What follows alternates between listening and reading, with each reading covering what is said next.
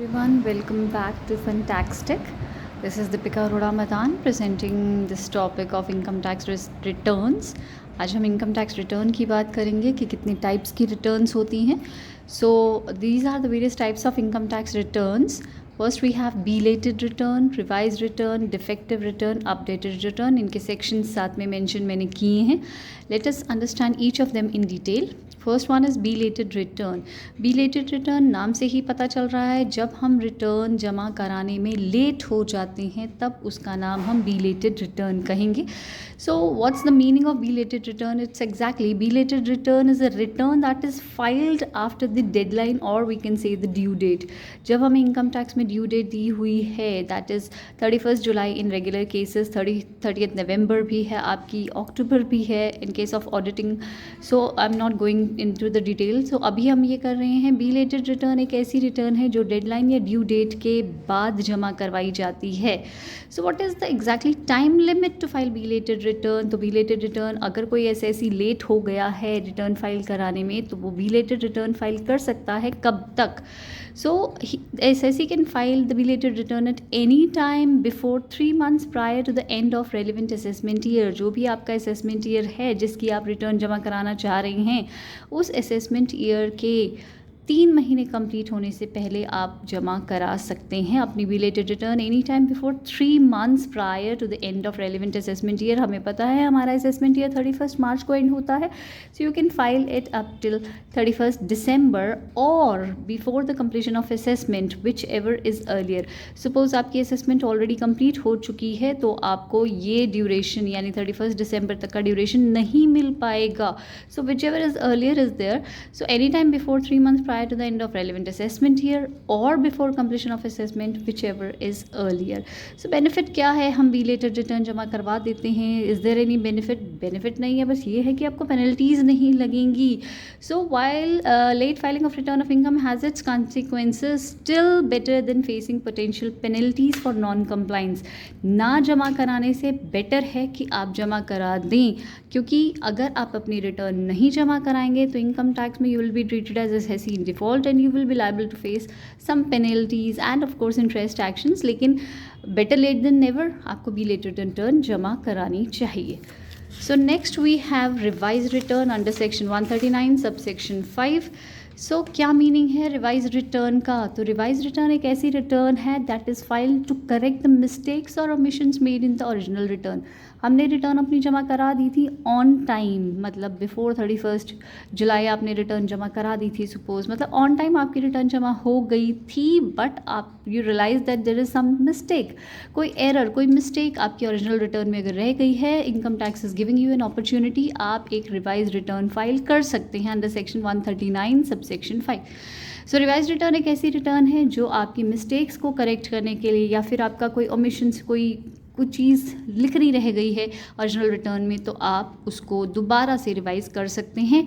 And SSC can even revise a belated return. अभी हमने belated return किया, अगर आपने ऑलरेडी लेट रिटर्न जमा कराई है और उसमें भी गलती कोई रह गई है, आपके पास फिर से मौका है, आप रिवाइज रिटर्न जमा करा सकते हैं. सो इसका टाइम लिमिट क्या रहेगा? इसका टाइम लिमिट भी वही है, any time before 3 months prior to the end of relevant assessment year और before completion of assessment whichever is earlier. Like we did in bilated return, हमारा बिलेटेड रिटर्न का duration भी यही रहता है, any time before 3 months prior to the end of relevant assessment year, that is 31 December we can say, या फिर आपकी assessment complete होने से पहले, जो भी पहले हो जाए आपका ड्यूरेशन खत्म हो जाएगा और वहीं तक आपको रिटर्न जमा कराने का मौका मिलेगा. कंडीशंस पूरी करनी है आपको रिवाइज रिटर्न को जमा कराने के लिए. आपका कंडीशंस क्या है? बेसिकली आपने जब रिवाइज रिटर्न जमा करवाने के लिए आप इनकम टैक्स में अप्लाई करेंगे तो it should be an indeliberate error. तो जो ओमिशन या रॉन्ग स्टेटमेंट आपने दी थी वो जानबूझकर नहीं दी गई थी. It was an indeliberate error, आपकी इच्छा नहीं थी वो एरर करना, बट गलती से मिस्टेक आप कर चुके थे. So any wrong statement that hasn't been made deliberately by the assessee, जानबूझ के वो मिस्टेक नहीं की गई थी. And followed by existing return, आपकी रिटर्न एग्जिस्टिंग रिटर्न को फॉलो करनी चाहिए. ऐसा नहीं है आपने अपनी ओरिजिनल रिटर्न तो जमा कराई नहीं and now you wish to deposit revise return. तो रिवाइज रिटर्न का मतलब यही होता है कि आपकी एक ओरिजिनल रिटर्न या बिलेटेड रिटर्न होनी चाहिए, only then you can correct. जब कोई चीज़ होगी उसको करेक्ट तभी कर पाएंगे आप जब आपने ओरिजिनली उसको ओरिजिनल रिटर्न या फिर बिलेटेड रिटर्न जमा कराई हो। पहली रिटर्न आपकी रिवाइज रिटर्न नहीं हो सकती, it is followed by any existing return. Next we have updated return, sorry, it's a defective return under section 139 subsection 9. We'll do updated return after that. So अभी defective return है 139 subsection 9 में। ये क्या होता है? defective return समझते हैं कि basically होता क्या है। basically एक income tax return है that has been considered as having errors, omissions, defects, discrepancy और मिस्टेक्स। कुछ भी हो सकता है, कुछ गलतियाँ, कुछ रह गया, कोई डिफेक्ट रह गया, या फिर कोई डिस्क्रिपेंसी है, मिस्टेक हो गई है, एरर हो गया है। एक ऐसी इनकम टैक्स रिटर्न जिसमें कुछ गलतियाँ हैं उसे हम डिफेक्टिव रिटर्न कहेंगे। प्रोसेस क्या चलेगा? आपने अपनी रिटर्न जमा कराई, income tax return is furnished by the assessee, but assessing officer जो आपका इनकम टैक्स ऑफिसर है, he is considering the return as defective. उसे लगता है कि आपकी रिटर्न में कुछ ना कुछ गलती है। इसी गलती की इंटीमेशन, उसकी जो खबर दे दी जाती है एसएससी को, and he is given the opportunity to rectify the defect. हमारे एसएससी को एक चांस मिलता है कि आप अपना डिफेक्ट, अपनी गलती, अपना एरर ठीक करके दे दीजिए with in a period of 15 days. 15 दिन का समय आपको दिया जाता है, it's a time given for rectification.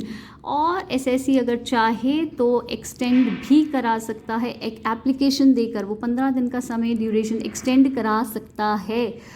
अब आप अगर अपनी 15 दिन में या फिर एक्सटेंडेड ड्यूरेशन में अपनी रिटर्न को जमा करा देते हैं सबमिटेड आफ्टर रेक्टिफिकेशन, तो उसे असेसिंग ऑफिसर कंसीडर कर सकता है, मान्य मान सकता है। बट अगर आप उसे 15 दिन या उसके एक्सटेंडेड पीरियड लेने के बावजूद भी सबमिशन नहीं करा पाते तो आपकी रिटर्न इनवैलिड मानी जाएगी और ऐसा माना जाएगा as if SSC has not deposited the return of income and or he has failed to furnish his return. So defective return का ये कॉन्सिक्वेंस हो सकता है। I have given a chart for that. Situations in which defective return notice will be issued. Defective return का notice आपको कब कब दिया जाता है, कब आपकी रिटर्न डिफेक्टिव मानी जाती है, असेसिंग ऑफिसर आपको नोटिस देता है कि इसे करेक्ट करें, तो कब कब ये नोटिस आपको जाता है?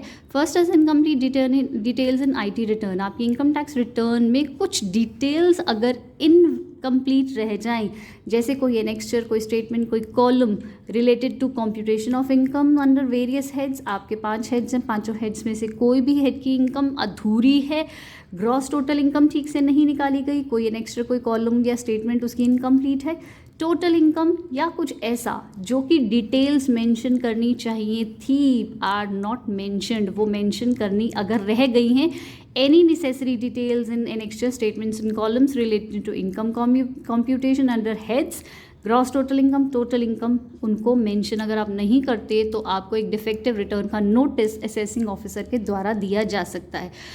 ऑडिटिंग एरर्स हो सकते हैं या ऑडिटिंग इश्यूज हो सकते हैं, जहां पर कभी किसी सिचुएशन में ऑडिट रिपोर्ट आपकी रिक्वायर्ड होती है under section 44AB with complete details, like profit and loss account चाहिए, आपका बैलेंस शीट चाहिए, उसकी ऑडिटिंग करानी है, या फिर आपकी absence of complete audit report तो है बट कंप्लीट नहीं है, उस कारण से आपकी रिटर्न को डिफेक्टिव माना जा सकता है and you will be given notice by the assessing officer as that your return is defective and you need to correct it within a period of 15 days.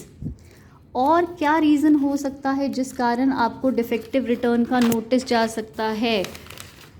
This is discrepancy in tax payment. आपका जो tax payment आपने किया और आपकी income tax return में आपकी income mention है, वो दोनों मैच नहीं हो रही, अलाइनमेंट नहीं है। आपने tax payment income tax return में कुछ और दी है और आप जो पेमेंट कर रहे हैं टैक्स की वो कुछ और है। अगर अलाइनमेंट नहीं है तो आपके पास नोटिस आएगा। मिसमैच इन नेम, आपके नाम जो मेंशन है आपके पैन में, परमानेंट अकाउंट नंबर में, वो आपका मेंशन जो ITR में है दोनों डिफरेंट हैं। इनकम टैक्स रिटर्न में और पैन में दोनों में नाम मैच नहीं हो रहा तो इनकम टैक्स ऑफिसर को डाउट होगा and he will issue a notice of defective return to you. Non compliance with cost audit, अगर आप कॉस्ट ऑडिट डिटेल्स अपनी कंपनीज एक्ट के अंदर जो अनिवार्य है उसको पूरा नहीं करेंगे तो भी आपको डिफेक्टिव रिटर्न नोटिस आएगा। Non submission of mandatory books of accounts, mandatory मतलब कंपल्सरी बुक्स ऑफ अकाउंट्स होती हैं just like trading account, profit and loss account, balance sheets, वो अगर आपकी इनकम्प्लीट हैं आप या फिर आपने जमा नहीं कराई तो आपको डिफेक्टिव रिटर्न का नोटिस आने वाला है। इनकरेक्ट इन्फॉर्मेशन सबमिशन, कुछ इन्फॉर्मेशन जो आपने इनकरेक्ट दी है, जैसे आपका टर्नओवर, आपकी इनकम लिमिट्स, आपकी स्पेसिफिक हेड्स की इनकम, कहीं ना कहीं उनमें एरर है तो भी रिटर्न डिफेक्टिव मानी जाएगी और नोटिस आएगा। Mismatch between TDS and income, आपका जो TDS है, टैक्स डिडक्टेड एट सोर्स है, और जो इनकम है उनमें कुछ मिसमैच आ रहा है। कुछ ऐसी इनकम जहाँ पे TDS तो आपने क्लेम कर दिया पर कॉरस्पॉन्डिंग आपने उसकी इनकम डिस्क्लोज नहीं की, तो आपकी ITR, आपकी जो रिटर्न है वो डिफेक्टिव मानी जाएगी। Next we have updated return of income. So here is updated return of income. Updated return का मीनिंग क्या है? एक ऐसी return that is optional on the part of the assessee. It is an optional return that can be filed by a person except in certain circumstances. वो circumstances अभी हम deal करेंगे। तो ऑप्शनल रिटर्न है whether it has been previously filed और not, मतलब अगर आपने ओरिजिनल रिटर्न जमा करवाई है या फिर ऑल टुगेदर कोई रिटर्न अगर नहीं भी जमा कराई, बिलेटेड रिटर्न नहीं जमा कराई या रिवाइज रिटर्न नहीं जमा कराई, तो भी आप अपडेटेड रिटर्न ऑफ इनकम दे सकते हैं, जमा करा सकते हैं। अगर आपने ओरिजिनल रिटर्न या बिलेटेड रिटर्न जमा करवाई है, रिवाइज रिटर्न जमा कराई है, फिर भी आप अपडेटेड रिटर्न देना चाहते हैं, तो आपके पास ऑप्शन है, आप अपडेटेड रिटर्न, अपनी रिटर्न को अपडेट कर सकते हैं। क्या सिग्निफिकेंस है, क्यों अपडेटेड रिटर्न आपको चांस मिलता है? इसका मकसद क्या है? It allows tax payers to file the returns with more time to encourage voluntary tax compliance. आप अपनी इच्छा से टैक्स भरें, इसका मकसद सिर्फ इतना ही है। टाइम लिमिट क्या है अपडेटेड रिटर्न जमा कराने की? 24 महीने, यानी कि यहाँ पे आपको 2 साल मिल रहे हैं। Updated return can be filed with in 24 months from the end of relevant assessment year. जो आपका असेसमेंट ईयर है उसके 24 महीने के अंदर अंदर आपको ये रिटर्न जमा करानी पड़ेगी। कभी कभी आप अपडेटेड रिटर्न जमा नहीं करा सकते, मना कर दिया जाएगा कि आपको अपडेटेड रिटर्न जमा कराने का मौका नहीं दिया जाएगा। ऐसा कब होगा? अगर आपकी रिटर्न लॉस की है। इनकम टैक्स आपको तभी परमिट कर रहा है अपडेटेड रिटर्न देने के लिए अगर आपकी इनकम पॉजिटिव होगी। आप अगर लॉस दिखा रहे हैं और स्टिल आप अपनी रिटर्न को अपडेट कर रहे हैं तो इनकम टैक्स उसे अलाउ नहीं करेगा। If it is a return of loss, आपको रिटर्न अपडेटेड रिटर्न जमा कराने का मौका नहीं मिलेगा। टोटल इनकम जो आप रिटर्न में शो कर रहे हैं वो सिर्फ पॉजिटिव होनी चाहिए, प्लस में होनी चाहिए, नेगेटिव या लॉस नहीं दिखाना। Results in decrease in tax liability, अगर आपकी टैक्स लायबिलिटी कम हो रही है तो इनकम टैक्स को क्या फ़ायदा भैया? तो आपको यहाँ पे डिक्रीज इन टैक्स लायबिलिटी अगर आपकी हो रही है अपडेटेड रिटर्न से, तो आपको अपडेटेड रिटर्न को जमा कराने का मौका नहीं मिलेगा। Updated return can result in increase tax liability but decrease in tax liability is not allowed. आपकी अगर टैक्स लायबिलिटी इंक्रीज हो रही है तो अपडेटेड रिटर्न शौक से जमा कराइए, बट अगर डिक्रीज हो रही है इट इज़ नॉट अलाउड। अगर आपका रिफंड बढ़ रहा है, इनकम टैक्स से को आपको पैसा वापस करना पड़े, ऐसी रिटर्न इनकम टैक्स नहीं परमिट करेगा भैया। तो return should not increase refund based on an earlier return. अगर आपके अर्लियर रिटर्न से ज़्यादा रिफंड बन रहा है अब आपका अपडेटेड रिटर्न में, तो आपको एडमिसिबल नहीं होगा अपडेटेड रिटर्न जमा कराना। Next we have if search is initiated against assessee के अगेंस्ट कोई सर्च, कोई कार्यवाही चल रही है, रिटर्न अलाउड नहीं होगी। सर्च अंडर सेक्शन 132 होता है, ध्यान रखिएगा। तो अगर सर्च इनिशिएट की गई है तो आपको अपडेटेड रिटर्न जमा कराने का मौका नहीं मिलेगा। अगर आपके बुक्स ऑफ अकाउंट्स या कोई और डॉक्यूमेंट्स रिक्विजिशन किए गए हैं तो भी आपको अंडर 132 सब सेक्शन ए में आपको अपडेटेड रिटर्न फाइल करने का मौका नहीं मिलेगा। अगर सर्वे कंडक्ट किया जा रहा है, कोई सर्च और सर्वे का केस चल रहा है 133 ए में, तो भी आप अपडेटेड रिटर्न जमा नहीं करा सकते। अगर आपके खिलाफ असेसिंग ऑफिसर के पास कुछ इन्फॉर्मेशन है कुछ स्पेसिफिक एक्ट्स में, वो एक्ट्स कौन कौन सी हो सकती हैं? लाइक मनी लॉन्ड्रिंग एक्ट है, benami prohibition of benami property transaction act है, black money undisclose foreign income and assets and imposition of tax act है, smugglers and foreign exchange manipulators act है। अगर इन एक्ट्स के अकॉर्डिंग असेसिंग ऑफिसर के पास कोई इन्फॉर्मेशन है एसएससी के खिलाफ कि इसमें कहीं आपका कोई केस पेंडिंग है, तो आपको मौका नहीं मिलेगा आपकी रिटर्न को अपडेट करने का। No updated return can be filed in this case if assessing officer is having information under these acts regarding assessee. या फिर आपकी अपडेटेड रिटर्न ऑलरेडी फाइल हो चुकी है भैया, एक ही बार मौका मिलेगा आपको अपडेटेड रिटर्न जमा कराने का, बार बार नहीं। If SSC is pending, assessment is pending और कंप्लीटेड, अगर आपकी असेसमेंट पेंडिंग है या कंप्लीट हो चुकी है तो आपको अपडेटेड रिटर्न जमा कराने का मौका नहीं मिलने वाला। So this is regarding returns, updated return. और मैंने आपको 4 टाइप की रिटर्न्स बताई हैं, सभी के सेक्शन साथ साथ मेंशन किए गए हैं। Go for it, better be prepared for your exams. All the best.